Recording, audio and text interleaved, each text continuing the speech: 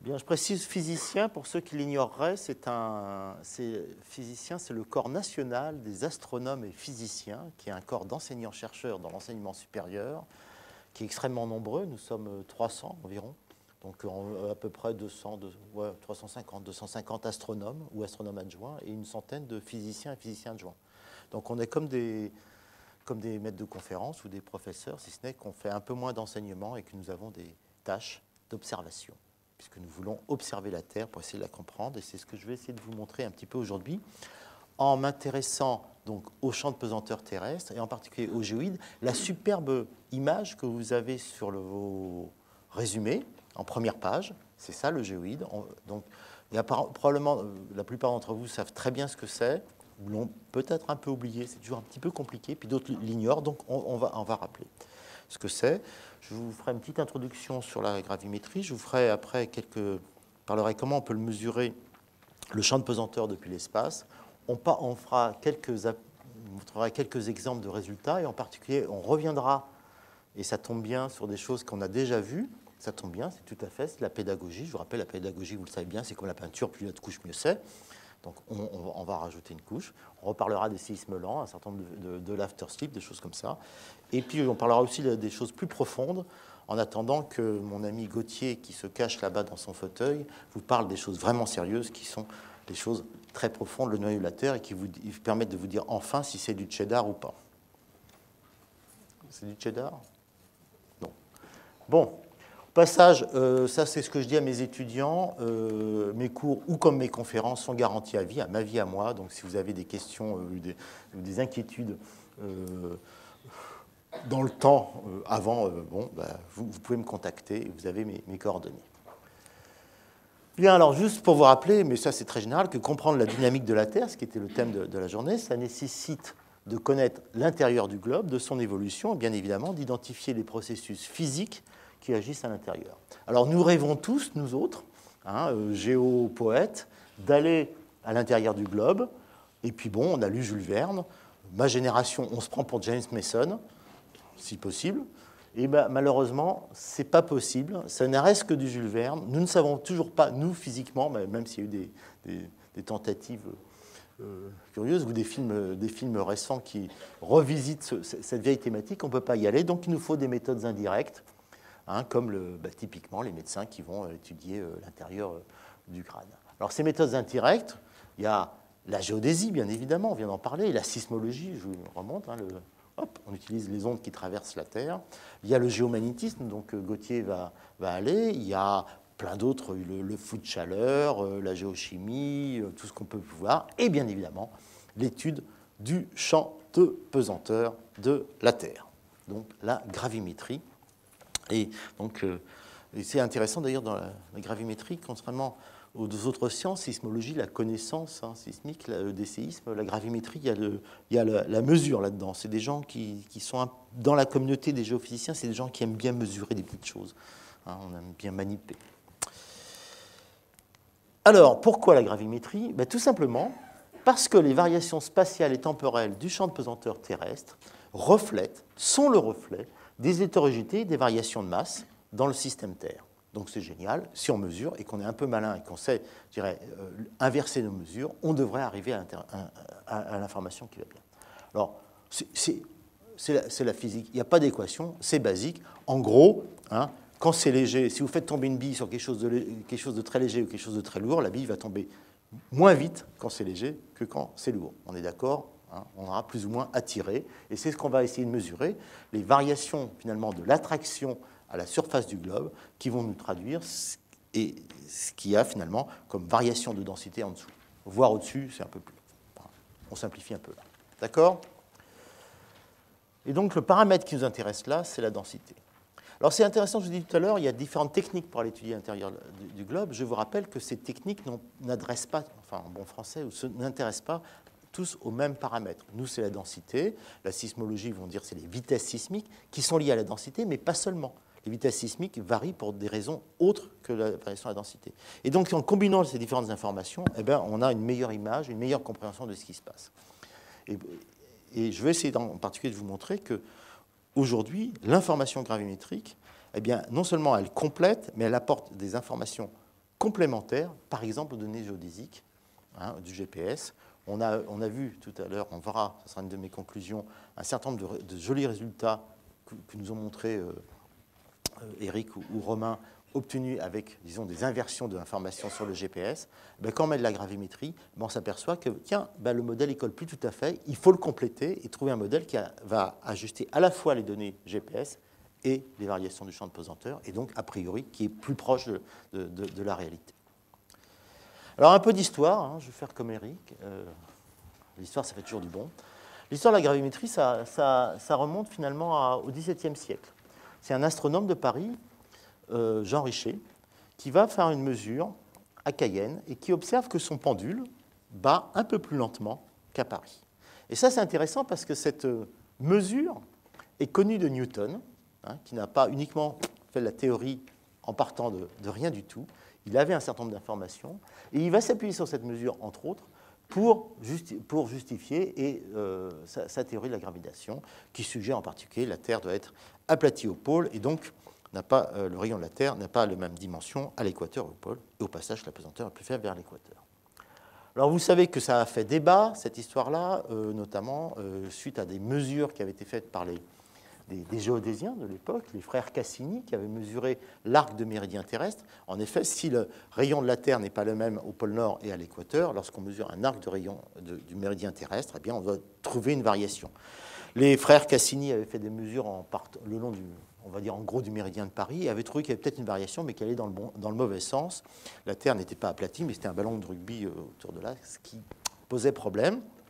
Et donc, pour trancher ce débat, l'Académie des sciences, l'Académie royale, avait envoyé 2 expéditions, une célèbre en Laponie, qui a donné une réponse, d'ailleurs avec Maupertuis-Clairaut, assez rapidement, qui a confirmé Newton. On s'est aperçu après qu'ils avaient eu de la chance parce que leurs mesures n'étaient pas si précises que ça et qu'ils s'étaient quand même bien... ils s'étaient trompés du bon côté. Et puis surtout une extraordinaire campagne vers l'équateur avec M. Bouguer, c'est cet homme-là dont on parle peu, qui est pourtant quelqu'un d'extrêmement important. Les Anglais le considèrent comme presque l'équivalent de Newton. C'était un breton, au passage, je rappelle. Donc on devrait dire Bouguer, comme Quimper, du Croisic, pour faire plaisir à Eric. Et la Condamine, qu'on connaît mieux, lui, il avait plus d'entre-gens que Bouguer. Mais c'est cette expédition qui va définitivement confirmer les théories de Newton. Enfin, pas définitivement, parce qu'il y a eu une expédition un peu plus tard dans l'hémisphère sud, parce que certains ont dit on a vérifié dans l'hémisphère nord, mais pas dans l'hémisphère sud, il y a peut-être une dissymétrie. Bon, on va s'arrêter là. Et Bouguer, surtout, c'est intéressant, c'est pour ça qu'il a laissé son nom à une anomalie de Bouguer, pour ceux qui enseignent la gravimétrie un petit peu, et ce qui est le désespoir de beaucoup d'étudiants qui n'y comprennent strictement rien. J'en suis conscient. Mais Bouguer montre qu'on peut obtenir des informations intérieures de la Terre à partir de mesures de la pesanteur. Et il montre en particulier que l'abstraction d'une montagne est plus faible que celle qui est prédite par un calcul. Alors pour ceux qui aiment les équations, je vous recommande la lecture de son livre. Ça démarre par une équation, il se termine par une équation, mais pas que. Il était un très bon mathématicien. Il a au passage, il est célèbre aussi pour un théorème en mathématiques et aussi pour un traité d'architecture navale. Tout ça. Et il montre donc tout ça, et ça a été, en fait, cette observation a été la base de ce qu'on a appelé après la théorie de l'isostasie. On n'en parlera pas aujourd'hui, donc je passe. Voilà, et donc depuis, géodésiens et géophysiciens cherchent à mesurer, et on l'a vu tout à l'heure, de plus en plus finement la Terre, et en particulier connaître son champ de pesanteur, parce que forme de la Terre et champ de pesanteur, c'est intimement lié, et en particulier, je vais vous parler de ce géoïde, de cette belle image qui correspond à celle que vous avez sur votre polycopie. Alors, qu'est-ce que c'est que le géoïde? C'est simple, c'est une surface de niveau. Je vous rappelle, surface de niveau, c'est basique. Je pose une petite bille, ça ne bouge pas. C'est l'horizontale. Et il y en a plein sur la Terre, on va en choisir une. C'est celle qui va se confondre avec le niveau moyen des océans au repos. Et donc, qui va se prolonger, en général, il y a 2 ou 3 exceptions sur la surface du globe, sous les terres émergées. D'accord? Alors, pourquoi océan en repos? Tout simplement parce que la surface réelle des océans diffère un petit peu de cette surface rouge qui est le géoïde, tout simplement parce que vous avez des vagues, des courants variables ou non, des forçages, etc. Et c'est ce qu'on appelle d'ailleurs la topographie dynamique, qui est objet d'étude fascinant, en particulier pour nos amis océanographes, puisque c'est aussi un des, disons, des éléments importants pour la circulation océanique et un facteur, pour les facteurs climatiques. Pour nous, c'est du bruit. Pardon. Alors, le géoïde, ça définit l'altitude 0. C'est important? Ben oui, c'est important, savoir quelles sont les références, et par convention, c'est là qu'on va définir l'altitude 0. Toutes les altitudes sont repérées par rapport à cette surface et non pas par rapport au centre de la Terre, je vous le rappelle. Voilà. Sa forme résulte de la distribution des masses dans la Terre. Pour faire simple, si la Terre était le désespoir des géologues, géophysiciens, géochimistes, géopoètes, enfin tout ce que vous voulez, c'est-à-dire que ce serait quelque chose de parfaitement immobile dans l'espace et parfaitement homogène, du cheddar par exemple, au hasard, eh bien, sa forme serait une sphère parfaite. Voilà, inintéressant. Si la Terre, on la met en rotation, on suit ce que dit finalement Newton, eh bien, cette sphère s'aplatit, c'est simple, puisqu'il y a la force centrifuge, et on obtient une forme aussi parfaitement définie mathématiquement, qui va être un ellipsoïde de révolution. Heureusement pour nous, la Terre est certes en rotation, mais surtout elle est inhomogène. Il y a des trucs plus lourds, plus légers, plus machin, etc. Enfin, tout ce qu'on veut à l'intérieur. Il se passe plein de choses intéressantes. Et donc, on ne peut pas définir mathématiquement sa surface. Il n'y a pas d'équation. Et donc, on va l'appeler ça un patatoïde. C'est un terme. C'est ce que vous avez donc sur cette figure. C'est une espèce de patate que je ne peux pas définir mathématiquement. Je n'ai pas d'équation qui définit ma patate. Enfin, à ma connaissance. OK ? Alors, juste on va essayer d'encore se rappeler rapidement pourquoi. Très simplement. L'accélération de la pesanteur, petit g, on connaît, c'est la verticale, ça on a tous appris ça à l'école, le fil à plomb, c'est ça. Et donc, au passage, c'est perpendiculaire au géoïde, puisque le géoïde, c'est l'horizontal. Ça va ? Vous suivez ? Mathématiquement, les mathématiques ne sont pas très claires. On a dit tout à l'heure que son intensité variait d'un point à l'autre, en fonction des masses sous-jacentes. Si c'est léger, c'est pas très fort. Si c'est lourd, c'est très fort. On a compris. Alors, prenons un cas très simple. Imaginons par exemple le cas de la surface des océans, où vous avez ici une chaîne de montagnes au fond, un mont sous-marin, donc quelque chose de plus lourd. Quand vous êtes loin, il ne se passe rien, c'est-à-dire que la pesanteur, qu'on appelle ici gravity en anglais, alors que la gravité, c'est la composante uniquement newtonienne de la pesanteur, elle est dirigée comme ça, vous voyez, elle a une petite amplitude. Au-dessus du mont sous-marin, c'est plus lourd, vous êtes plus attiré, c'est toujours la même direction, et c'est plus grand. Et puis, entre les deux, on sent bien que vous allez être attiré latéralement, vous êtes de plus en plus attiré, et que la force va être d'un côté et de l'autre. Ça va, vous suivez toujours, et donc vous avez ces petites flèches qui représentent l'augmentation, finalement, de l'accélération de la pesanteur quand on va vers quelque chose de plus lourd. Si j'avais mis quelque chose de plus léger, évidemment, ça aurait été une diminution. Et puis, un changement, je dirais, d'angle dans ce repère-là. Ça va, vous les suivez. Donc ça, c'est la verticale. Pour avoir l'horizontale, vous êtes bien obligé de faire une bosse ici, et si vous aviez eu quelque chose de moins lourd, de faire un creux. Vous avez donc cette surface qui va être ondulée avec des creux et des bosses, d'accord, qui traduisent finalement les masses en dessous. Voilà, fin des équations. Enfin, ça, c'est de la physique vraiment avec les mains, il n'y a aucune équation. Mais comme je disais à mon ami Eric hier, il faut faire quand même attention, quand vous avez trop de physique avec les mains, on finit des fois par raisonner comme un pied, donc il faut quand même faire un peu attention. Mais une fois qu'on a dit tout ça, je vous rappelle quand même une chose, que cette surface, ce géoïde, c'est une surface équipotentielle, le potentiel est constant, et je vous rappelle, mais vous le savez tous, que ça ne veut pas dire que le champ de pesanteur sur le géoïde est constant, bien au contraire, il varie. Donc, et ça, c'est une faute classique que vos élèves font en général, c'est que l'équipotentiel veut dire que le champ de pesanteur est constant. Non, on est bien d'accord. Vous le rappelez. Voilà. Bon, on a tout compris, donc c'est très bien.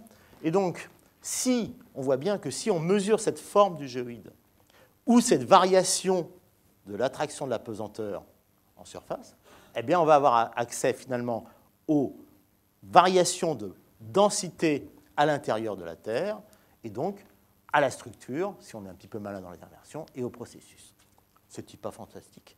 voyez que ça, c'était un gravimétricien célèbre, puisqu'il se promène avec un instrument qui me permet de mesurer ou d'avoir accès à la pesanteur, puisque comme il est un pendule. OK?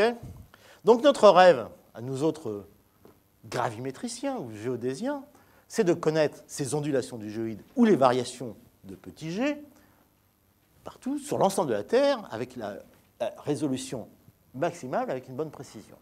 Pour cela, il faut mesurer. Alors, on se promène avec des instruments, donc je ne vais pas détailler les instruments, qui sont des gravimètres. C'est un instrument qui laisse perplexe un certain nombre de spectateurs, et qu'on peut mesurer. Alors, on peut mesurer à terre. Voilà, j'ai pris par exemple la carte de l'Afrique. Il y a des endroits où il y a beaucoup de mesures, puis il y a des endroits où il n'y a pas de mesures, puis pas du tout. Sur les océans, c'est un peu plus compliqué. Alors, on peut mesurer aussi sur des mobiles. Enfin bon, on ne va pas rentrer dans les détails. Il y a pas mal de données qui sont, en particulier dans l'hémisphère nord. Dans l'hémisphère sud, ça devient catastrophique. Et en passage, la plupart de ces données, les données récentes sont bonnes parce qu'on savait où le bateau était. Les données plus anciennes, on savait plus ou moins. Avant le GPS, ce n'est pas si vieux, le positionnement précis. C'est quand même large. C'est assez récent. Et donc, avant, on avait des mesures quelque part. Quand je dis quelque part, c'est à quelques kilomètres, éventuellement. Et donc, la solution, c'est le spatial et des missions dédiées, d'une part, et puis d'autre part, d'améliorer la connaissance dans la haute résolution, c'est toujours avoir des mesures sol, en particulier en utilisant des capteurs de plus en plus précis. Et on a une chance extraordinaire, parce qu'au XXIe siècle, à la fois, il y a eu des missions spatiales dédiées pour mesurer les variations du champ de pesanteur, et puis des développements instrumentaux assez extraordinaires qui font que c'est de plus en plus facile de mesurer à terre, localement, le champ de pesanteur. Alors, après cette introduction, je vais vous parler rapidement des satellites et quelques résultats. Ça c'était donc le menu d'aujourd'hui qui est prévu. Vous pouvez tourner vos pages, j'entends ça. Ça va? Pas de questions? On continue. Alors, la mesure de G depuis l'espace. Alors, on va dans les temps historiques, au siècle dernier. Vous êtes tous à peu près nés d'ailleurs. Ouais, quand même. Comment est-ce qu'on a fait? On a fait simplement à partir d'observations depuis le sol. Pourquoi? Parce que ce n'est pas compliqué à comprendre. La trajectoire, l'orbite d'un satellite est bien évidemment influencée par le champ de pesanteur de la Terre et à des petites variations qui sont liées à ce champ de pesanteur. Donc, si on mesure précisément depuis quelques points au sol, notamment avec des stations laser, la position des satellites, on a des informations, en faisant l'orbitographie, sur le champ de pesanteur. Et c'est ce qu'on a fait dans les années, je dirais, entre 70 et 2000, en lançant des satellites assez basiques. C'était d'ailleurs un des premiers satellites français lancés par une fusée Diamant, qui s'appelait, alors je ne sais plus comment s'appelait le satellite, c'est pas grave, qui sont en fait en gros des ballons de rugby, des ballons de football, pardon, c'est rond, sphérique, avec des réflecteurs qui permettent de renvoyer le signal laser qui vient d'une station, qui en a un certain nombre autour du globe. Donc ça doit être non pas un satellite français, mais ça doit être le satellite Lageos, qui était un satellite états-unien. Et on a eu une connaissance, en particulier des grandes échelles spatiales, ce qu'on appelait des grandes longueurs d'onde, du champ de pesanteur, grâce à ces techniques. Alors, ce n'est pas suffisant, et on a voulu améliorer. Alors, en physique, comment est-ce qu'on peut améliorer? Eh bien, si on veut améliorer, il faut qu'on a on a 4 critères à suivre. D'abord, il faut que l'orbite du satellite soit la plus basse possible, forcément, puisque en fait, le champ de pesanteur, Newton 1 sur R2, plus on est loin, moins, c'est basique, loin des yeux, loin du cœur, plus on est loin, moins on est attiré. D'accord? Donc, plus l'orbite est basse, évidemment, plus on aura du signal, et donc plus on sera sensible. Il faut avoir un suivi continu de la trajectoire. Il ne suffit pas d'avoir quelques stations laser qui partent du sol, à quelques points, et puis qu'on resitue. Il faut l'avoir en continu. Et ça, c'est génial, parce qu'on a, dans le même temps, lancé ce qu'on appelait les GNSS, GPS, puis maintenant GLONASS, Galileo et Beidou, qui sont des satellites qui sont à très haute altitude, au-dessus de ces satellites qui sont dédiés, disons, qui vont être en orbite basse, et qu'on peut donc suivre continuellement. C'est-à-dire que cette fois-ci, le GPS va faire de l'orbitographie. Si les satellites sont bas, ils vont être soumis à des forces de surface. Et donc, ils vont avoir des accélérations parasites, des petites choses, etc., qui vont perturber. Donc, il n'y a pas 36 solutions, il faut mesurer pour pouvoir les compenser. Et ça, on a pu le faire grâce au développement instrumentaux d'accéléromètres extrêmement précis, notamment fabriqués, c'est des développements instrumentaux fabriqués à l'ONERA, qui est l'Office national d'études et de recherche aérospatiale, qui est à Châtillon, hein, où la France est de fait leader mondial des accéléromètres, il faut le rappeler, c'est bien, qui mesure extrêmement précisément finalement les micro-accélérations que subit le satellite de façon à pouvoir les compenser et avoir la bonne mesure. Et enfin, comme toujours en physique, alors ça vous le savez tous, hein, quand on veut augmenter la sensibilité, ben, on différencie. Ça c'est le truc classique qu'on sait faire. Hein. Une différence est toujours plus précis qu'une. Voilà les 4 critères. Alors pour ça, eh bien, au XXIe siècle, on a eu 3 missions spatiales dédiées. On a eu d'abord une mission CHAMP, qui est une mission américano-allemande, qui a marché en 2010, qui nous a donné des précisions et résolutions moyennes. Pourquoi? Parce que CHAMP était dédié à la fois à déterminer le champ de pesanteur et aussi, alors ça fait plaisir à mon ami Gauthier, le champ magnétique, et donc il avait un magnétomètre qu'on a mis un peu loin, pour pas qu'il soit perturbé par les masses métalliques du satellite, et du coup le satellite, il n'a pas un comportement tout à fait parfait pour nous. Donc on ne peut pas tout faire. Une deuxième mission assez extraordinaire qui vole toujours, qui s'appelle la mission GRACE, qui a donné la très haute précision aux grandes échelles et surtout les variations temporelles, et une très jolie, extraordinaire mission qu'on a appelée GOCE, qui a été lancée par l'ESA, qui a donné les hautes précisions et hautes résolutions plutôt aux petites échelles. Donc on a eu ces 3 missions qui nous ont changé complètement notre connaissance et notre compréhension du champ de pesanteur de la Terre. Alors juste pour vous rappeler, voilà, est-ce que par rapport à mes 4 critères, vous voyez que champ, vous voyez, il est bas, j'ai un accéléromètre, voilà, le GPS au-dessus, par contre je ne différencie pas. GRACE, j'ai 2 satellites qui se suivent et on mesure la distance entre les deux. C'est la variation de cette distance qui va nous informer sur les variations du champ de pesanteur. On comprend bien que s'il y a quelque chose de plus lourd, le premier satellite va accélérer avant le deuxième, etc. Donc il y a des petites variations de la distance entre les deux qui permettent d'accéder à ça. Et puis enfin, GOCE, le satellite européen, j'y reviendrai, qui avait un gradiomètre à bord, donc qui faisait un autre type de différenciation. Alors, voici une figure qui est intéressante, qui nous donne à peu près, alors un peu théorique, mais bon, on doit être à peu près bon. Vous avez ici l'erreur en verticale sur ce qu'on va appeler la hauteur du géoïde, c'est-à-dire la différence entre cette surface avec ce patatoïde, hein, cette surface, et un ellipsoïde de référence défini mathématiquement, qui se rapproche au plus près, qu'on connaît bien, donc c'est cette hauteur. Et donc l'erreur, je vous rappelle aussi que ces écarts, j'aurais pu vous le montrer, c'est de l'ordre au maximum de 150 mètres à peu près. Hein. Et donc la précision ici, on l'a en mètres, vous voyez ici 10 cm, le centimètre, le millimètre moins. Voilà ce qu'on connaissait, disons, au siècle dernier, avec les meilleurs modèles globaux de champs déterminés en combinant l'ensemble des données dont on connaissait, ces données satellitaires par les suivis des orbites, ces données sol, etc. Vous voyez qu'on avait ce genre de précision. Et ce que vous avez ici, c'est des degrés en harmonique sphérique, c'est-à-dire, pour faire simple, ici on a en gros, vous faites une analyse, une harmonique sphérique, ça revient à faire une analyse un peu comme en Fourier pour un signal, je dirais, 1D, sur une sphère. C'est-à-dire que vous décomposez une fonction sur une série de bases sphériques, et plus vous augmentez le degré et l'ordre, hein, plus vous allez vers les petites échelles. Donc en gros ici, vous avez à peu près la dimension 40 000 km, on va dire le circonférence de la Terre, et lorsque vous êtes au degré 200, vous êtes à une demi-longueur d'onde de 40 000 km sur 200, donc à peu près 200 km. Ou une longueur d'onde de 100 km, si vous voulez, ça dépend comment on compte. Alors ce qui est intéressant de voir, c'est que vous voyez, donc CHAMP, je vous disais, ça a déjà bien amélioré la connaissance. GRACE nous a donné une précision extraordinaires qu'on n'avait pas aux très grandes échelles.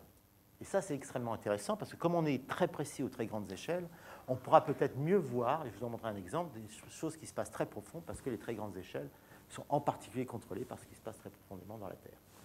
Et puis Gauss, qui est moins bon aux très grandes échelles que Grace, mais qui est bien meilleur aux petites échelles, et c'est normal vu le principe de mesure. Et vous voyez qu'aujourd'hui, en gros, la connaissance, grâce au spatial, du champ de pesanteur terrestre, vous voyez, on est à peu près, alors mieux, voilà, ça c'est cette précision, de l'ordre du centimètre pour des longueurs d'onde aussi petites que de la centaine de kilomètres, et bien moins, d'ailleurs, pour des longueurs d'onde ou des échelles spatiales. Alors, excusez-moi, les gravimétriciens, on utilise souvent le terme longueur d'onde, il n'y a pas d'onde là-dedans. Enfin, on va faire simple, mais c'est effectivement, j'aurais parlé d'échelle spatiale. On se comprend. Voilà. Et donc, on a, voilà, à partir du moment où on a maintenant des données partout, et on a des données bien plus précises, donc on va pouvoir s'amuser et regarder ce qu'il y a dedans et détecter des choses. Alors Grace, je vous rappelle rapidement, je l'ai déjà dit, c'est donc 2 satellites. Donc c'est une mission allemande et américaine. Donc 2 satellites qui se suivent, avec de l'ordre de 200 km et qui se suivent à bord, et avec des accéléromètres à bord donc, fabriqués par l'ONERA, ici à 10 km de Paris, et qui mesurent le champ de pesanteur, et donc avec une altitude de 450 à 250 km. Ça marche de manière extraordinaire, tellement bien qu'il y a une mission qui va partir normalement l'an prochain, qu'on appelle le Grace Follow-on, qui devrait améliorer un petit peu la précision, mais pas énormément, en testant d'ailleurs un autre type de... Ce n'est pas une liaison micro-ondes entre les 2 satellites, mais ça sera une liaison laser à titre de test pour préparer les missions futures. Alors, Grace, qu'est-ce que ça fait essentiellement? L'apport extraordinaire de Grace, ça a été le suivi des variations temporelles dues au transport de masse. Alors, quelles sont les causes de ces variations de masse dans le système Terre? On en a plein. On a essentiellement, je dirais, des enveloppes fluides, des variations du niveau d'eau. Nous avons la fonte des glaces. Nous avons aussi des mouvements de rebond post-glaciaire. Nous avons des tremblements de terre, on y reviendra. Enfin, on a différents finalement, phénomènes qui se produisent à des échelles de temps et d'espace différentes. Ça va du très court, le tremblement de terre, on l'a vu, enfin quasi très court, jusqu'à du rebond post-glaciaire qui va à la dizaine de millions d'années, voire à des mouvements de convection qui vont aux millions d'années. Enfin, le million d'années, on ne mesure pas très bien, pour l'instant. On est un peu plus court. D'accord. Donc Grace mesure de ça. Et c'est une mesure intégrée, donc si on s'intéresse à un phénomène particulier, il va falloir être capable de séparer les signaux, et ça c'est le grand enjeu et je dirais, le grand plaisir qu'on a dans notre champ disciplinaire, c'est d'arriver à séparer les signaux, extraire le signal, etc. Le signal intéressant. Alors juste pour vous montrer, mais peut-être qu'un certain nombre d'entre vous l'ont vu, ça c'est une compilation de 2002 à aujourd'hui des variations du géoïde sur l'ensemble de la Terre, qui a été produite d'ailleurs par une équipe basée au CNES à Toulouse. Alors vous avez les variations du géoïde, ici c'est en millimètres. Je vous ai dit tout à l'heure, le géoïde, c'était l'amplitude du géoïde, c'est-à-dire des écarts entre le géoïde et l'ellipsoïde, c'est de l'ordre de 150 mètres. On mesure quelques millimètres de variation de ce géoïde. Alors je vais peut-être le repasser juste pour vous voir. Ce que vous voyez essentiellement, vous voyez des choses au Groenland, ça ne va pas vous surprendre, il y a des effets climatiques, avec de la fonte, etc. Et vous voyez des signaux aussi assez périodiques qui apparaissent, notamment, vous voyez ici dans cette zone équatoriale, et ce qu'on voit essentiellement, et ça c'est le signal le plus important, eh bien ce qu'on voit là-dedans, ce sont finalement un signal d'origine hydrologique annuel, c'est en Amazone ou ici, par exemple, la mousson en Asie, c'est la quantité d'eau dans les sols qu'on suit depuis l'espace. C'est quand même, moi je trouve que c'est assez fabuleux de voir ça. Et puis bon, il y a d'autres signaux, etc. Alors la deuxième mission spatiale qui est une mission, alors ça c'est un satellite qui est il est beau. Je veux dire, il y a des satellites qui sont bizarres, hein, vous savez, les satellites russes qui ressemblent à des dessins de Dubout, etc. Ce satellite-là européen, il est beau. Je veux dire, il n'y en a pas beaucoup. Je veux dire, donc il faut le rappeler, c'est la mission GOES, qui s'appelait Gravity Field on Steady State Ocean Circulation Explorer. Donc c'était une mission de géodésie, de mesure du champ de pesanteur. Elle a été vendue, évidemment, non pas pour aller voir l'intérieur de la Terre, mais pour des questions plus importantes, enfin, jugées plus importantes par les décideurs. Je ne ferai pas de commentaire là-dessus, mais qui, à juste titre, sur le suivi océanique et le changement climatique. Alors juste, c'était une mission qui voulait donc dire 1 cm de pression géoïde, avec la pesanteur restituée avec une erreur de 10-6 sur le champ de pesanteur, et pour des échelles aussi petites que 100 km. Et juste avec donc un certain nombre d'applications qui vont de la terre solide, l'océanographie, la glace, la géodésie. Vous voyez à chaque fois qui nous intéresse quelle précision on recherche et quelle finalement résolution spatiale, puisqu'il y a toujours un lien entre les deux.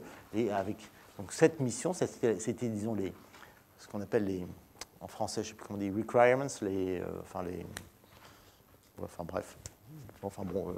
les spécifications, pardon, voilà, de la mission et ce qu'on voulait atteindre. Donc la centaine de kilomètres, vous voyez qu'avec ça, on doit avoir pour la Terre solide, ce qui nous fait la lithosphère, un certain nombre de petites choses. C'est un satellite donc, qui faisait 5 mètres de long, 1100 kg, une orbite très basse, tellement basse qu'on lui a mis des petits ailerons. Je veux dire, c'est quand même rare sur les satellites d'avoir des petites ailes. Un suivi en continu, des moteurs ioniques qui étaient aussi quelque chose d'assez unique, et un instrument assez unique.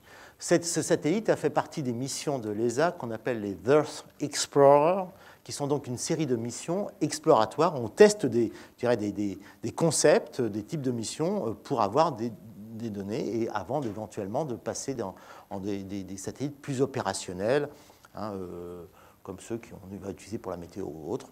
Je ne désespère pas que les satellites gravimétriques qui mesurent le champ de pesanteur deviennent un jour des satellites opérationnels. Ça aurait du sens. Et un instrument unique embarqué, c'était le gradiomètre.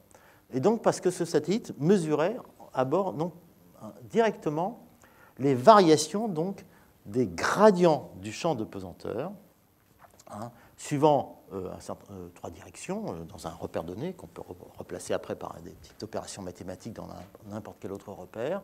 Donc, dans 3 directions, qu'on va appeler donc, vous savez, 3 directions, variation de x suivant x, les variations de y suivant z et les variations verticales.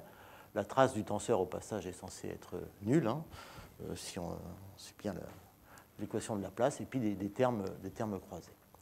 Et ça, pour ça, en fait, c'est tout simplement, on mesure des différences de gravité entre un ensemble de capteurs, donc des accéléromètres conventionnels, qui sont eux-mêmes distants de l'ordre de 50 cm à bord. Alors, juste pour savoir ça, c'est que chacun des accéléromètres, on mesure de l'ordre de 10-12 G, hein, donc c'est quand même des choses qui sont assez jolies, assez fines. Et ça a marché, et donc GOES a rempli sa mission. Comme c'est un satellite très bas, forcément, il n'a pas une durée de vie très longue. Heureusement pour nous, on était dans une période extrêmement calme. Le Soleil a été particulièrement calme quand on a lancé GOES, et donc il y a eu très peu de perturbations du fait et donc on a consommé très peu de carburant pour faire tourner les moteurs de compensation. Mais il a duré donc 4 ans. La mission était prévue pour durer 2 ans, donc c'est parfait. Et il a même été, alors ce que vous voyez là, ce n'est pas la trace d'un avion les traces des vapeurs d'eau sorties des réacteurs d'un avion, c'est la retombée du satellite sur l'atmosphère. C'est une photo qui a été prise depuis les Malouines, donc lors de la retombée du satellite le 11 novembre 2013. Voilà, donc on sait qu'il est tombé et dans l'eau. Ce qui n'était pas gagné, d'ailleurs, il n'est pas tombé très loin du continent. Passons.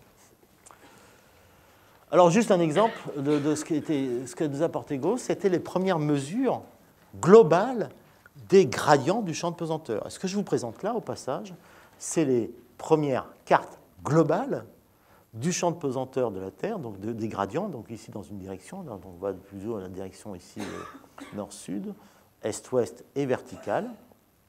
Ça a été publié il n'y a pas longtemps, hein, qui ont été faites à partir des données de GOES. Et au passage, ce qu'on a observé, c'était une nouvelle information, c'est une nouvelle image finalement de la Terre globale que nous ne connaissions pas. Et au passage, on voit des choses tout à fait intéressantes, notamment, bon, il y a eu des modèles, j'en parlerai pas trop aujourd'hui, mais qui nous montrent qu'on a des traces, en fait, donc effectivement des hétérogénéités en profondeur, et en particulier, on voit pas mal de traces des slabs liées aux anciennes subductions. Donc, on l'explique relativement bien ce qu'on voit, et on a un certain nombre d'informations complémentaires. Voilà. Alors, une fois que je vous ai dit tout ça, maintenant que vous avez bien compris qu'on avait ces nouvelles données assez extraordinaires, à la fois sur les variations du champ de pesanteur et sur les gradients, donc à haute résolution de la Terre, mais qu'est-ce qu'on va en faire? Donc on va regarder plus spécifiquement deux choses. Une chose statique, un travail qui a été fait il y a 4-5 ans, publié en 2011 par une de mes étudiantes. Et puis, on va aussi regarder les variations temporelles sur le cycle sismique. On va revenir sur le sismique. Je veux d'abord voir ce qu'on a appris sur la Terre profonde avec ces données-là. Et je veux m'intéresser, je vais vous proposer qu'on s'intéresse à la structure profonde du manteau. Et on va aller dans le Pacifique. Alors, et on va parler un peu du volcanisme intraplaque. Alors, le volcanisme intraplaque, qu'est-ce que c'est par définition? Ce sont des traces finalement volcaniques qui sont sur la plaque, en dehors de la dorsale, où là on s'attend à ce qu'il y ait du volcanisme, avant la zone de subduction, puisque c'est intraplaque, et dont l'origine peut avoir, enfin si c'est en domaine océanique, deux causes. Soit c'est quelque chose qui est venu avec l'accrétion à la dorsale et qui est parti avec. Bon, donc c'est physiquement intraplaque, mais ce n'est pas un processus intraplaque. D'accord ? Soit c'est quelque chose qui se passe, un processus qui est indépendant de l'accrétion océanique, et donc un processus typiquement intraplaque, ça va être, c'est la théorie du point chaud, entre autres, avec tout ce que ça veut dire. Sachant que, et puis comment ça marche et quel est le contrôle éventuellement lithosphérique. Au passage, il y a toujours des questions. Le modèle de panache Hawaï que nous enseignons tous, je veux dire, il marche bien, mais quand on regarde de près, il ne marche pas si bien que ça, il peut se passer d'autres choses. Et en particulier, il y a eu d'autres hypothèses qui ont été faites que ces panaches de type hawaïen. Hein, donc ça, c'est une figure un peu simplifiée qui résume ça. Il y a notamment l'hypothèse de, et je vais revenir après, de dômes oscillants à assez grande dimension qui se promènent, si on veut, un peu comme des ludions, entre le noyau et la zone de transition, voilà la surface. Quand on va dans le... Alors, oui, pardon, excusez-moi. Alors, comment accéder à ces affaires-là? Il n'y a pas 36 solutions. Si on a quelque chose qui monte, c'est que c'est plus léger. On est toujours très simple. Hein. En principe de physique, on n'est pas relativiste. On a la physique newtonienne, c'est simple. Si ça monte, c'est léger. Si ça descend, c'est lourd. Ça va. Et donc, ce qui contrôle cette affaire-là, c'est la densité. Quel paramètre, finalement, quelle est la méthode géophysique qui regarde le mieux la densité? C'est bien la mesure du champ de pesanteur, puisque c'est celle qui est directement liée. Ce n'est pas la seule. Encore une fois, la sismologie s'y intéresse, mais la sismologie, les ondes sismologiques sont contrôlées par la densité, mais pas uniquement. Et donc, on ne sait jamais. Alors, c'est quoi les variations de densité? Elles sont dues à quoi? Elles sont dues essentiellement dans la Terre à deux choses. On peut avoir évidemment des variations thermiques, c'est ce qu'on pense immédiatement. Hein, c'est chaud, ça monte, c'est froid, c'est lourd, c'est le plombier.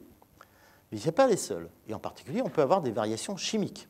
Et on a toute raison de penser aujourd'hui que le manteau est hétérogène chimiquement.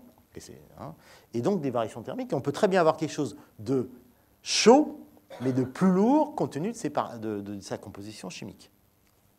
D'accord ? Et donc il faut regarder ça. Donc on va essayer de voir, finalement, on en déduit que la densité, c'est bien le paramètre clé pour comprendre la convection mantélique. Alors, la convection mantélique, c'est des choses profondes. Et donc, ça va être donc des hétérogénéités de densité, a priori qui sont assez profondes, donc qui vont donner des signaux à grande échelle. Et ça tombe bien parce que justement, grâce à Grace, on a une connaissance du champ de pesanteur, notamment dans les domaines océaniques, où je vous ai montré tout à l'heure qu'on ne connaissait pas très bien parce qu'il n'y avait pas beaucoup de données, et puis bon, voilà. On a maintenant une connaissance beaucoup plus fine et beaucoup plus précise, surtout, du champ de pesanteur. On n'a pas révolutionné, on n'a pas vu qu'il y avait des anomalies négatives là où on pensait avant qu'il y avait des positifs, etc. On a une connaissance, mais maintenant, on l'a beaucoup plus précisément, et donc on peut aller voir des choses beaucoup plus fines. Et on va aller dans le Pacifique. Pourquoi dans le Pacifique? Parce que quelque part, c'est sympathique, on est loin des continents qui nous posent des petits problèmes, enfin qui masquent un peu le signal. Et puis dans le Pacifique, il y a plein finalement de volcanisme intraplaque dont l'origine n'est pas si claire que ça. Hein, et en particulier, chez nous, entre guillemets, en Polynésie française, enfin, c'est pas complètement chez nous, hein, ils sont indépendants, enfin, voilà, où là, on a une multitude d'alignements volcaniques qu'on explique par des points chauds, mais quand on regarde bien de près, la pétro, ça ne marche pas toujours, les âges sont pas on a des épisodes volcaniques où on a l'impression que le point chaud, il part dans un sens, il revient, il repart, enfin, c'est pas si simple que ça, quand on regarde de près. Donc, on va partir par là. Hein, on a notamment, donc ici, donc les îles de la Société, les Marquises, les îles de la Ligne. Et puis en plus, on a des anomalies dans les progressions d'âge, je vous ai dit. Puis on a une zone aussi qui est marquée par un superbombement où la bathymétrie, le plancher océanique, est trop haut par rapport à ce qu'on connaît ce qui devrait être en fonction des modèles classiques de refroidissement. Si on regarde le géoïde précis, qu'on l'analyse un petit peu, et les techniques de filtrage un peu astucieuses, mais ce n'est pas très important, on s'aperçoit que c'est caractérisé par deux gros... Au-dessus de la Polynésie française, on a un gros signal négatif, et au-dessus des îles de la Ligne, on a un gros signal positif. Et ça, qui est assez clair, bon, ça c'est après une analyse en ondelette, je ne vais pas rentrer dans les détails, c'est une méthode de filtrage, c'est un peu de cuisine, très intéressante et très succulente et belle, mais ce n'est pas le propos d'aujourd'hui. Alors, qu'est-ce qu'on a voulu tester? Justement, ces modèles qui étaient issus d'expériences de laboratoire. Et c'est au passage comme ça qu'on progresse. On fait des observations. Dans le même temps, il y a des gens qui font des laboratoires, puis on essaie de combiner les deux. Les observations en laboratoire, faites notamment par Anne Davaille, qui était à l'IPG, qui maintenant est à l'Université d'Orsay, elle a fait des expériences, disons, de convection dans des milieux fluides, plus ou moins visqueux, et qui sont hétérogènes d'un point de vue chimique, et a montré qu'on pouvait avoir finalement sa création de ces espèces de dômes dont je vous ai parlé tout à l'heure, qui partent en gros du noyau, qui montent, qui peuvent aller jusqu'à la zone de transition et la passer ou pas. Et depuis d'ailleurs, éventuellement, et on voit bien dans ces expériences de laboratoire, quand elle est bloquée sur la zone de transition, avoir de temps en temps des micro-panaches finalement qui partent du sommet du dôme pour arriver en surface. On n'est plus du tout dans le panache de type hawaïen, où on a le plume, si on veut, ou le panache, qui part depuis la transition noyau-manteau, mais ça part de ces sommets de dôme. Voilà. Hein. Et puis, ça monte, ça descend, et ça vous dit, ça joue les ludions un petit peu en fonction de son évolution thermique. Et donc, qu'est-ce qu'on a fait? On a modélisé ces dômes issus de manip en laboratoire, et puis on a comparé le signal qu'on obtenait avec le signal observé. On a fait une inversion, et regardez ce qu'on peut voir. Donc voici, vue simplifiée, un dôme c'est quoi? C'est un contraste de densité. Vous voyez, c'est des contrastes de densité qui sont extrêmement faibles, hein, de l'ordre de 10 kg par mètre cube, donc on est tout petit. On définit la profondeur maximale, la profondeur, le toit, et puis le diamètre. Et puis on calcule numériquement des géoïdes synthétiques, et puis on inverse pour voir qu'est-ce que ça donne. Et qu'est-ce qu'on voit? Donc ça, c'est un papier qui a été publié il y a pas si longtemps, donc c'est par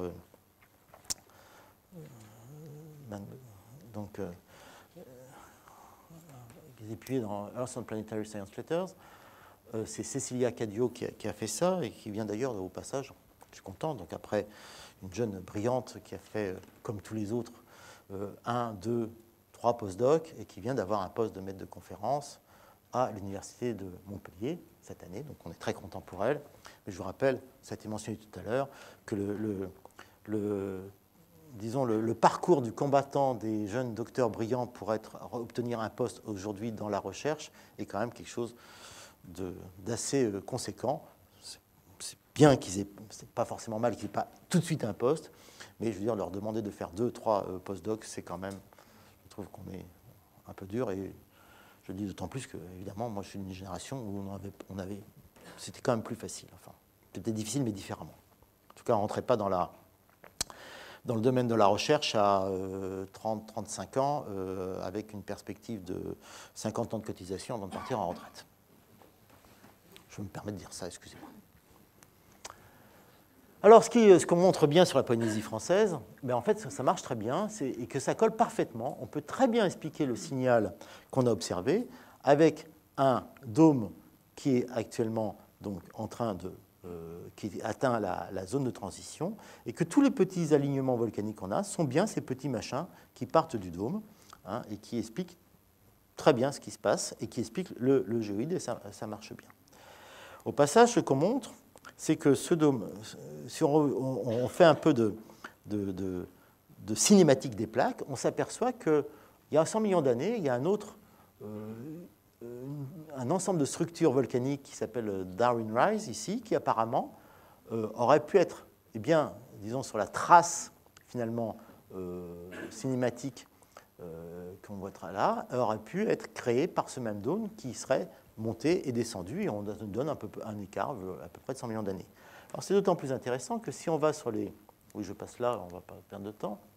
Sur les îles de la Ligne, par contre, qui sont plus actives actuellement, ils étaient actifs il y a 35-40 millions d'années, on trouve bien qu'on a un dôme, cette fois-ci descendant, et on retrouve une structure aussi avec cette même écart en gros de 100 millions d'années vers Shatsky Rise, qui est aussi une grande structure qu'on a mis en place. Et finalement, ça nous donne un petit schéma un peu simplifié, mais qui explique très bien le volcanisme intraplaque et qui, bon, pour l'instant, ça marche bien. Peut-être qu'on aura des nouvelles données dans quelques années qui vont le contredire, ça ne me dérange pas, mais pour l'instant, on explique enfin, finalement, ce qui se passe en Polynésie française et sur un certain nombre de choses. C'est-à-dire qu'en Polynésie française, on est là, on a toute une série d'alignements qui ne sont pas de type plume, de type hawaïen solide, qui viennent jusqu'en bas, en tout cas, etc., qui viendraient sur ce dôme. Et au passage, c'est ce qu'on a actuellement, et c'est ce qu'on aurait eu à Darwin Rise, qui a créé Darwin Rise il y a 100 millions d'années, ou les îles de la Ligne il y a 40 millions d'années. Le cas de Shatsky était plus intéressant, puisque là, on a non pas des alignements volcaniques, mais on est quasiment dans des trappes, où là, à ce moment-là, le dôme aurait dû ne pas être arrêté ici à la zone de transition, mais est arrivé jusqu'en surface. Et on voit donc qu'on a finalement un modèle. Alors les contrastes de densité sont contraints, et on s'aperçoit au passage qu'ils sont extrêmement faibles, mais qu'on les voit bien parce qu'on a justement des mesures extrêmement précises. Et ça explique en partie d'ailleurs qu'on ne les voit pas si bien que ça dans la sismologie, quoi qu'on commence à les devenir parce qu'on a fait aussi des progrès en sismologie. Mais encore une fois, parce que les contrastes de densité sont suffisamment faibles pour que ça ne donne pas des contrastes de vitesse aussi significatifs que ça dans la tomographie. Donc tout ça, ça marche bien, on voit bien que c'est bien complémentaire. Alors, ça va. On va continuer. Je n'ai pas fini. Il y aura des questions, bien évidemment. Alors, maintenant, vous êtes atteint par l'hypoglycémie. Certains ont dû voyager ce matin, partir tôt, etc. Donc, on va revenir à quelque chose de plus simple, peut-être. On va revenir au cycle sismique, et je vais essayer de vous réveiller un petit peu là-dessus. Parce que je vois ça commence à s'endormir. C'est normal, c'est trop long. Et qu'est-ce que les variations temporelles de la pesanteur mesurées depuis l'espace nous apprennent sur le cycle sismique? Alors, le cycle sismique, on l'a dit tout à l'heure, voici l'image traditionnelle. Hein, on ne se passe rien. On a une phase d'accumulation de contraintes, un séisme qui tremble tellement bien, qui fait tout trembler que la figure en est trouble. Et puis du post-sismique et de l'intersismique, etc. Enfin, ça, c'est ce qu'on apprend. Alors, j'en remets une couche, hein, et ça a été mentionné par, j'allais dire Laurent, Romain, tout à l'heure. Il y a quand même une découverte majeure, je veux dire, qui est récente, je veux dire, qui a un peu moins d'une dizaine d'années, c'est qu'en fait, c'est ce qu'on appelait, donc, ce qu'on appelait les séismes, alors ce qu'on appelle les séismes silencieux, les zones, on a bien vu que c'était des zones où à la fois il n'y a pas de sismique, mais en même temps il y a des trémors, donc bon, enfin, c'est un petit peu compliqué. Mais dans le moment où finalement, on n'est pas dans un modèle où ça casse, ça bloque, ça casse, etc. Celui qu'on enseignait, je veux dire, il n'y a pas longtemps, mais on a un modèle où finalement, ça se déforme, ça relâche des contraintes d'une manière non pas instantanée, mais sur quelques mois, on réaccumule, ça relâche, etc. Et donc, ça change complètement notre vision du cycle sismique, et il faut comprendre, alors on a des petites idées sur qu'est-ce qu'il y a, du rôle de l'eau notamment, dans certains endroits, mais pourquoi ça marche dans certains endroits, pourquoi pas d'autres, enfin, bref, c'est passionnant, et c'est grâce, effectivement, au réseau GPS sol, d'abord, maintenant un peu avec interférométrie, radar, qu'on a vu ça. Alors, et on a compris que pour comprendre finalement le cycle sismique, il ne fallait pas seulement avoir des sismographes, il faut toujours des sismographes, je veux dire, bien évidemment, mais qu'il fallait faire finalement une nouvelle science qu'on appelait la sismogéodésie. Tu es d'accord, Eric? Je suppose. Hein, pas dire le contraire. Mettre des sismos, mettre des GPS à terre, voilà, je ne sais plus où c'est au Vanuatu, ou faire des belles images, comme nous a montré Romain, pour déterminer le sol. Ça, c'est génial. Le problème, c'est que la plupart des grands séismes, au passage, ont lieu dans les zones de subduction. Or, les zones de subduction, quand même, il y a de l'eau. Alors, de temps en temps, il y a des îles, donc on peut équiper les îles de stations GPS, mais pas toujours. Et quand c'est totalement immergé, ben, on ne peut pas. Alors, on dira, c'est pas grave, nous travaillons dans un certain nombre de laboratoires à développer ce qu'on appelle la géodésie de fond de mer, à développer des stations qu'on va déposer au fond de mer pour transférer finalement le signal GPS jusqu'au fond de mer. Le problème, c'est que, on a bien vu tout à l'heure, on a besoin de signaux extrêmement précis sur le GPS à terre, et transporter l'information du fond de mer à la surface de la mer, ben, on perd un peu de précision, parce que les GPS, ça ne traverse pas l'eau, forcément, c'est une onde électromagnétique. Et donc, il faut relier finalement des bouées GPS à par exemple avec des capteurs de pression, des choses comme ça, bon, etc. Alors ça se fait, hein, voici une expérience qui était commune d'ailleurs, qui a été montée par l'IPG de Paris avec le CNES et d'autres, par exemple, pour installer dans une zone sur la dorsale atlantique, commencer à faire la géodésie de fond de mer, mais on n'est pas encore, on avait besoin du millimètre, on est largement à quelques centimètres, et puis c'est compliqué. Et puis en plus, on ne pourra pas instrumenter l'ensemble des zones sismogéniques. On est un peu dans le même cas des GPS. Il y a des endroits où on va avoir des stations GPS un peu partout. Le Japon, ça va, il y en a plein, les pays riches, etc. Mais il y a plein d'endroits où on ne les aura pas parce que c'est compliqué, ça coûte cher, et puis il faut les entretenir. Donc la solution spatiale de type interférométrie radar, c'est génial parce qu'on n'a pas besoin de mettre de station au sol. Mais en mer, qu'est-ce qu'on fait? Alors là, interférométrie radar, ça ne marche pas. Ah oui, mais peut-être que la gravimétrie peut nous apporter quelque chose. Puisque si nous avons... C'est encore tombé? Bon. Alors je vais parler plus fort pour que le fond entende. Hein, comme me disait Christophe Vigny qui est parti, l'enseignement, il y a deux choses. C'est répéter ce que j'ai tout à l'heure et gueuler! N'est-ce pas, chers collègues? Pour vous réveiller. Je disais donc qu'il faut trouver une solution. Et on s'est demandé si la solution, ce ne serait pas les variations du champ de pesanteur, puisque lorsque vous avez un gros séisme, vous déplacez des masses et donc vous devez le détecter dans le champ de pesanteur. C'est aussi simple. Et là, on a quelque chose de global. Alors effectivement, il se trouve qu'il y a une étude théorique qui a été publiée en décembre 2004. Il se trouve que j'étais un des co-auteurs de cette étude, mais ça c'est un détail. Où on a montré que théoriquement, en prenant des séismes historiques, pour des séismes, des gros séismes, 8, 5, hein, eh bien, on pourrait mesurer des signaux cosismiques, déjà. Alors, ça serait bien de mesurer aussi autre chose, mais déjà des cosismiques, et donc apporter cette information qui nous manque. Hein, on avait étudié ça sur les séismes d'Alaska de 64, du Chili de 60, ou au Japon, de Hokkaido en 2003. On avait montré que ça pouvait marcher, ça, théoriquement, à partir d'un modèle. Décembre 2004, je vous rappelle, 26 décembre 2004, on s'en souvient tous, ça a été le séisme de Sumatra, Andaman, hein, avec le tsunami associé, les touristes européens qui étaient en vacances qui sont décédés, la catastrophe, les 300 000 Indonésiens aussi, mais ça on en a moins parlé, etc. Et un magnitude 9 d'un séisme pas complètement inattendu quand même, hein, mais qui a, disons, remis les choses en place. Et donc, on s'est tout de suite demandé, est-ce qu'on voit ce signal, puisque Grace volait, enfin, avait déjà été lancé, est-ce qu'on a quelque chose? Alors, je vous montre des vieilles données, depuis on a fait mieux, mais ce n'est pas grave.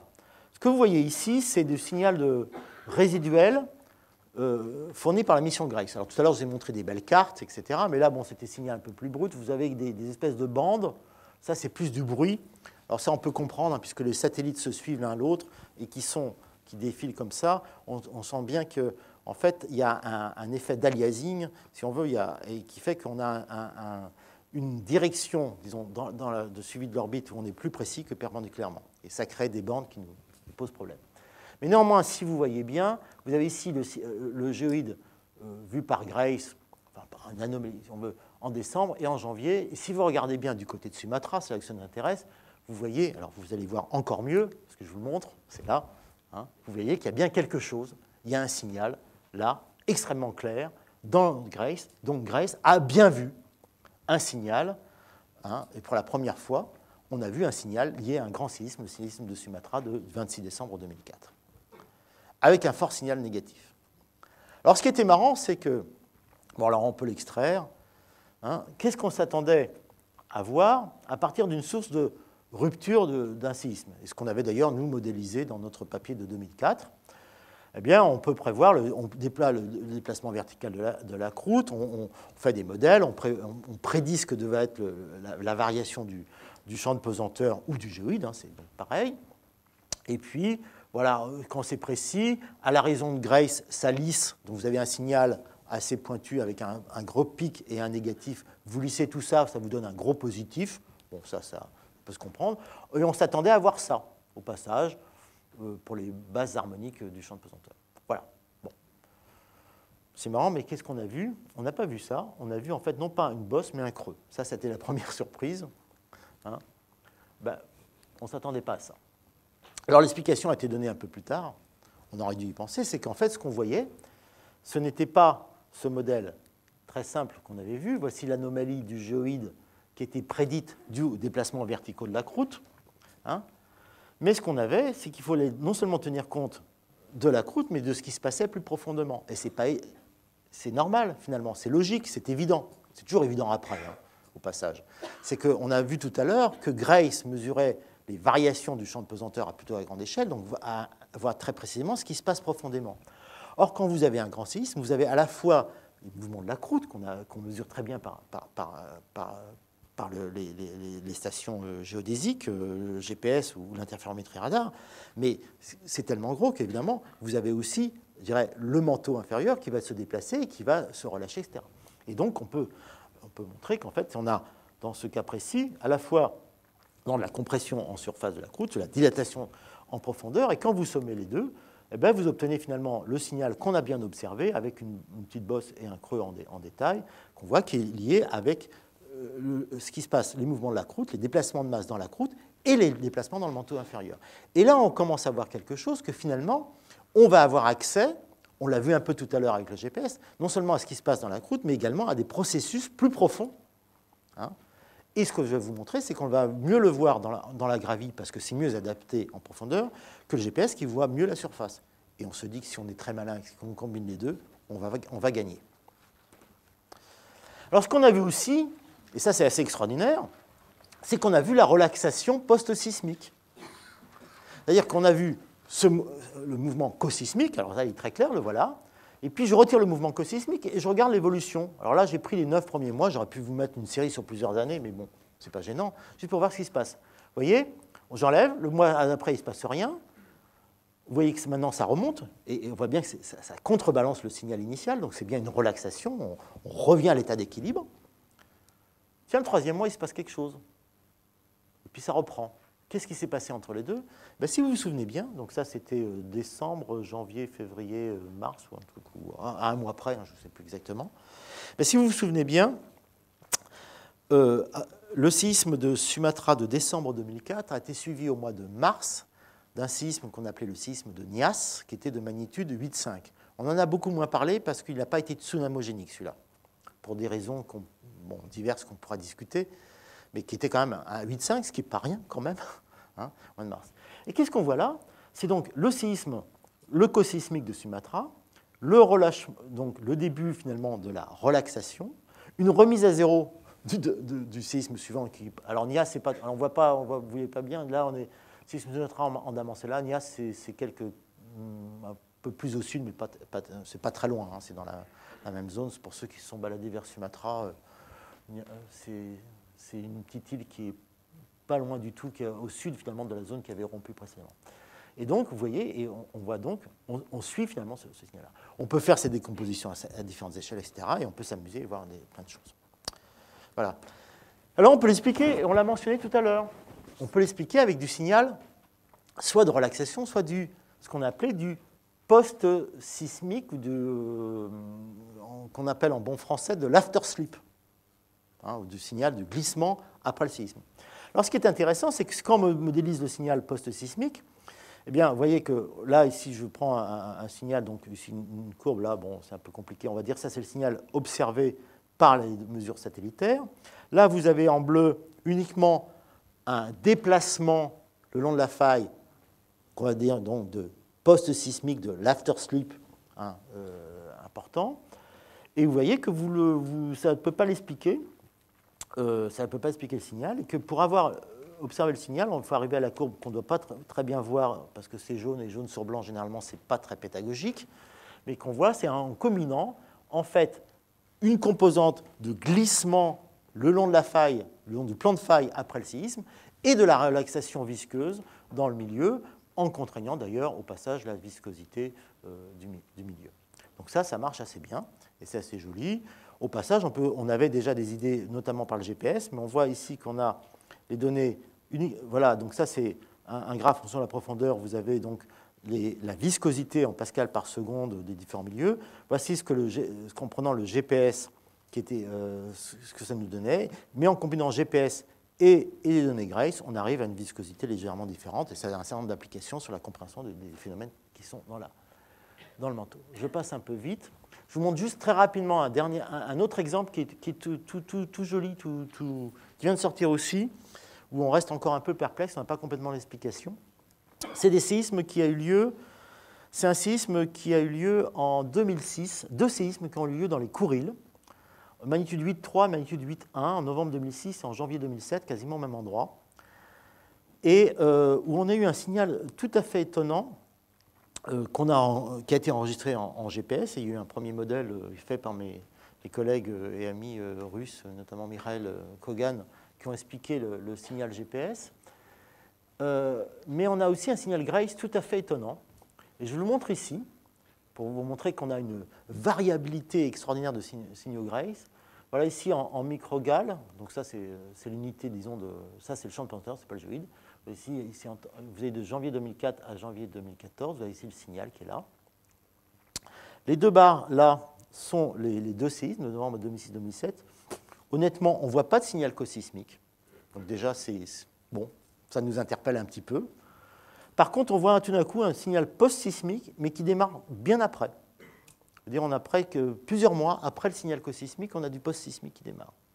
Bon, là aussi, et ça justifie tout ce que disait Romain tout à l'heure, je veux dire, on n'a pas fini de trouver des choses. Je veux dire, à chaque fois qu'on regarde finalement un séisme un peu particulier, et c'est normal, finalement, on n'en a pas autant que ça, on trouve des choses. Alors, on peut l'expliquer notamment par un déplacement post-sismique sur une zone beaucoup plus grande que la zone qui a rompu initialement. Alors, pourquoi, etc. On a un modèle qui l'explique. Vous avez ici les taches rouges, c'est le modèle alors, le plan de faille initial, c'est en noir, le plan de faille qui aurait glissé longuement après, c'est en bleu. Donc vous voyez que et l'observé, c'est les traits. Donc on a un modèle qui ne marche pas si mal. Reste à l'expliquer pourquoi. Je veux dire, bon, voilà, donc ça c'est un papier qui vient de sortir dans une revue un peu clandestine, une revue russe. Hein, parce que je fais ça avec des amis russes. Mais bon, on a du travail là-dessus et vous voyez qu'on a plein de choses. Donc ce que je viens de vous montrer, c'est que les données de gravimétrie satellitaire apparaissent non seulement comme une alternative aux mesures de déformation de surface, mais comme vraiment des données complémentaires qui fournissent une information unique. Et il y a une richesse extraordinaire, donc il n'y a plus qu'à explorer et exploiter, et dans le même temps, à tout faire pour qu'il y ait de nouvelles missions satellitaires qui mesurent les variations temporelles du champ de pesanteur, et si possible, un peu plus précises et en meilleure résolution. On a des projets. Voici un projet qui vient de déposer à l'agence spatiale pour lancer une paire de satellites en espérant que les Américains en lancent une autre paire. Donc il y a des négociations entre la NASA et l'ESA. Pourquoi pas, et avec des nouvelles technos qui permettent d'avoir des mesures encore plus précises et à plus haute résolution. Je n'ai pas complètement fini, mais presque.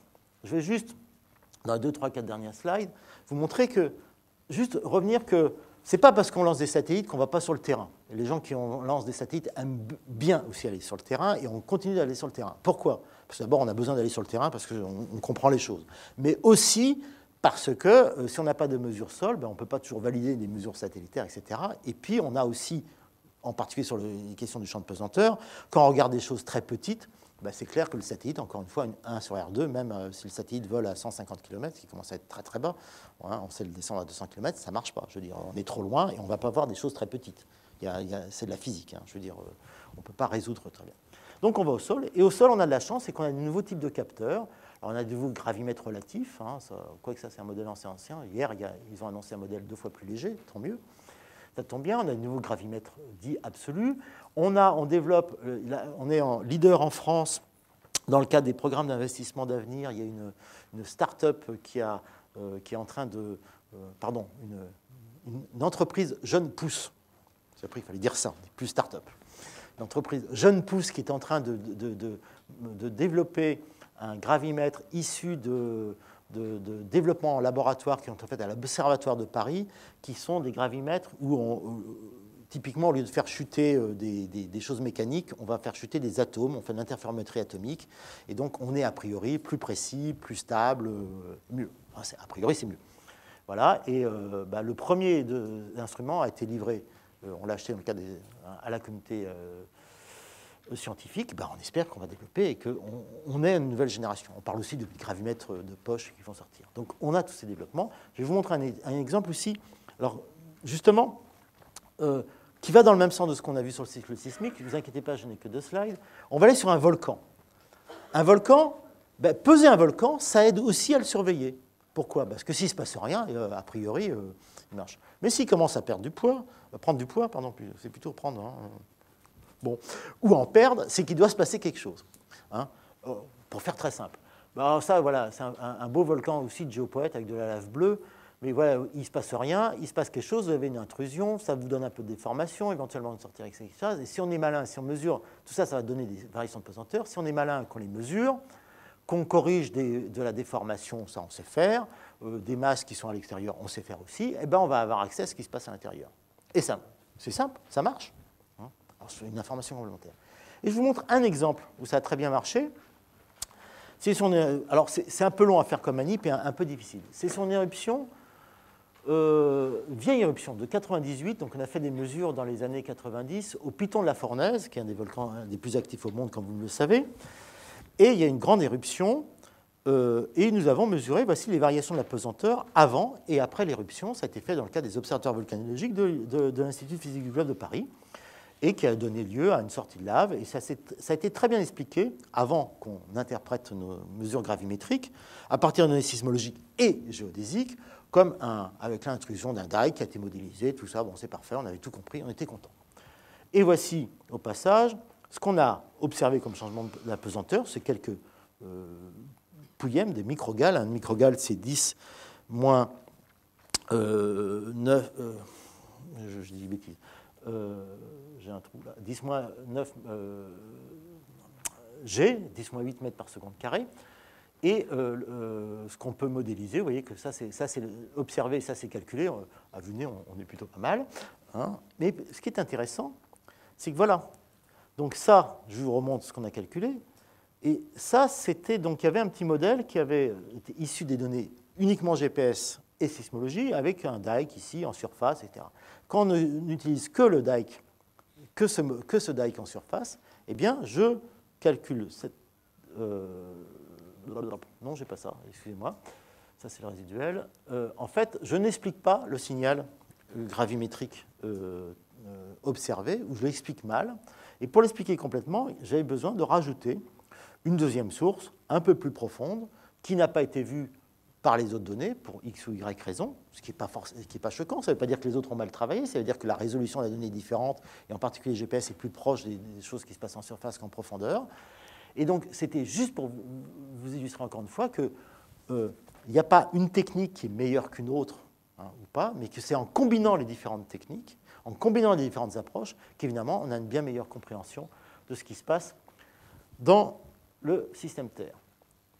J'ai commencé avec 10 minutes en retard, donc il me reste 15 minutes pour les questions. Et donc j'arrive à la conclusion. Je vous montre ce satellite parce que quand même si c'est un dessin d'artiste, il est très beau. Il a été surnommé la Ferrari de l'espace. Je n'ai jamais dit qu'une Ferrari c'était très beau, donc ça c'est pas mon truc. Mais c'était un magnifique satellite. Ça c'est une vue d'artiste, mais il était quand même joli avec ses petites ailes. Hein, je veux dire quand même un satellite avec des ailes, je trouve ça c'est presque un poème effectivement. Et puis pour finir, je vais juste vous dire pourquoi vous avez vu depuis ce matin, et ce que vous a montré Eric aussi, c'est que finalement vous avez vu que l'espace, hein, le satellite, et je pense que Gauthier vous en parlera cet après-midi aussi un petit peu, je pense qu'il va parler de Swarm, hein, ben, l'espace finalement, ça nous permet de comprendre beaucoup mieux ce qui se passe dans la Terre, et lancer des satellites, c'est quelque chose, une composante importante. Encore une fois, c'est pas, il faut continuer à aller au sol, il faut continuer à avoir des observatoires, il faut continuer à faire tout ça. Et ben, on n'est pas les premiers à le dire. Alors, on prête à un philosophe. Hein. Je ne suis pas sûr qu'il l'ait vraiment dit, mais ce n'est pas grave. On va lui laisser parce que c'est magnifique. Je trouve que c'est vrai.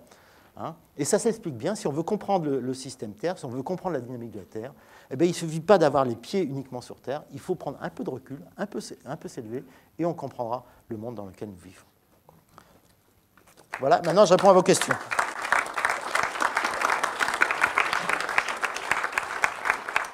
Puisque vous évoquiez les approches complémentaires, est-ce que les histoires de dômes dont vous avez parlé oui. sont argumentées par la pétrologie, c'est-à-dire est-ce qu'on a des réservoirs différents, est-ce qu'il y a des choses qui ont été données là-dessus, puisqu'on ne les voit pas, j'ai cru comprendre, par la tomographie.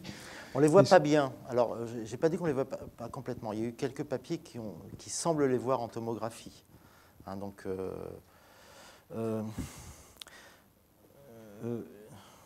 juste une remarque. Oui, non, honnêtement, je ne saurais pas vous répondre.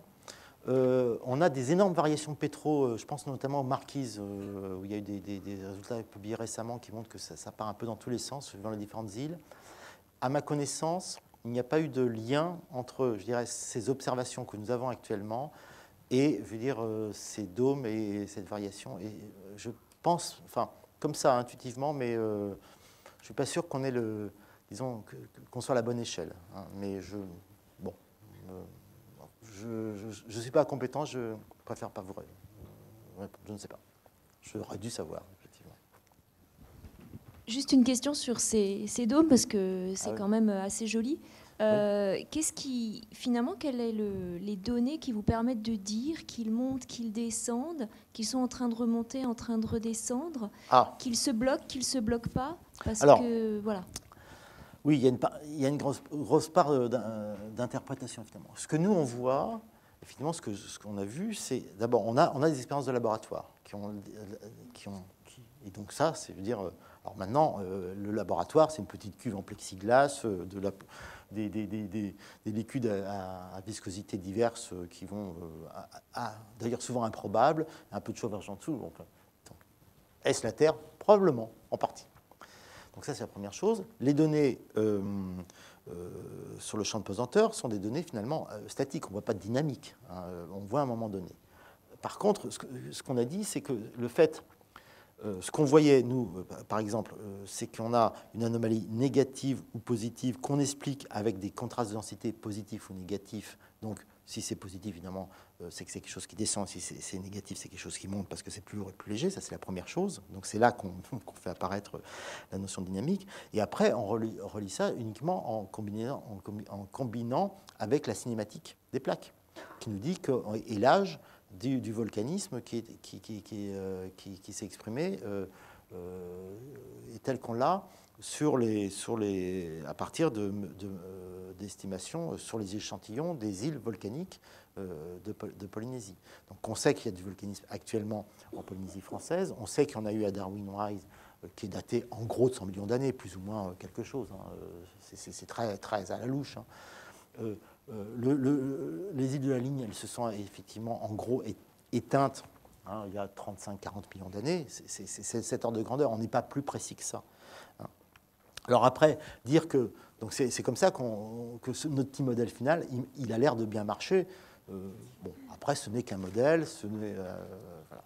Alors après, quand quel cas ça s'arrête à la zone de transition et ça irait au-dessus, eh bien là, ça va être ce qui nous permet de dire ça, ou qui est compatible avec ce qu'on dit, c'est le fait que soit on a des petits alignements volcaniques et un certain nombre de multitudes de petites chaînes qui sont issues de ces micro plumes, ou on a, je dirais, un apport volcanique significatif avec des épanchements volcaniques très, très larges, et donc c'est beaucoup plus qui viennent en place. C'est uniquement comme ça que nous avons expliqué.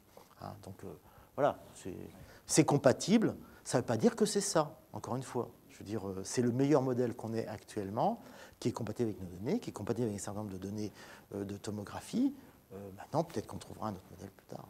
Il faut être prudent aussi. Qui est compatible avec une certaine physique, au moins telle voilà, qu'elle est. C'est compatible avec la physique, c'est compatible avec des données de tomographie sismique, c'est compatible avec ce qu'on voit dans le géoïde. Bon, c'est plutôt sympathique. Ouais, alors j'espère que ma question ne va pas être idiote. Il n'y a jamais de question idiote. Et puis on est là pour répondre à tout. Dans la compréhension que j'avais, moi, le point chaud de la Réunion était responsable de, lorsque l'Inde était passée à son niveau il y a très longtemps, des trappes du Décan. Ouais. Or, dans les petits schémas que vous avez présentés, le point chaud de la Réunion, il était marqué comme étant un plume classique, finalement, comme Hawaï. Et les trappes, si je comprends bien, on pourrait interpréter ça finalement comme étant ces structures un peu différentes, comme on aurait au niveau de la Polynésie française. Est-ce que du coup, ça supposerait qu'on pourrait qu'on pourrait osciller entre les deux possibilités en gros pour les points chauds, ou est-ce qu'il y a une autre raison? Alors, effectivement, on a, dans le cas de la Réunion, le modèle classique de type Hawaï, panache profond ancré dans disons à la limite noyau manteau, a l'air de bien coller et on ne le remet pas en cause. Je ne sais pas sous l'île de la Réunion, et si on a ce genre de structure d'homme oscillant à cette échelle-là. Peut-être il y en a d'autres d'ailleurs à d'autres échelles, au passage. On n'a pas tout. Pourquoi je ne sais pas? Parce que, en particulier, je n'ai pas les données pour ça.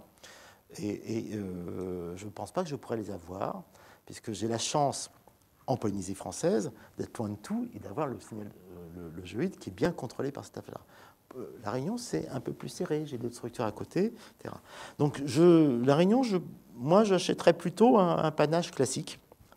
Alors, par contre, ce qui se passe en Afrique du Sud, c'est peut-être différent. Afrique de l'Est, etc. Donc, voilà, encore une fois, on n'est pas en train d'essayer de vendre un changement de paradigme. Je veux dire, alors, si vous avez compris ça, j'ai tout raté. On n'a pas dit qu'Hawaï c'est fini, que le modèle du tout. En fait, c'est pas... On a dit qu'il y a peut-être autre chose qui explique un autre type de volcanisme. Ça ne veut pas dire que tous les trappes ne sont pas de type... en fait, c'est pas ma question. Ma question, c'est justement de dire la Réunion, ça serait un panache classique, oui, mais qu'au niveau des trappes du Décan, si on a des trappes, ça supposerait que ça soit un dôme. Est-ce que, comme on interprète que ça viendrait que on interprète ça dans la même trace, est-ce que ça pourrait supposer qu'un dôme pourrait devenir un panache ou vice-versa?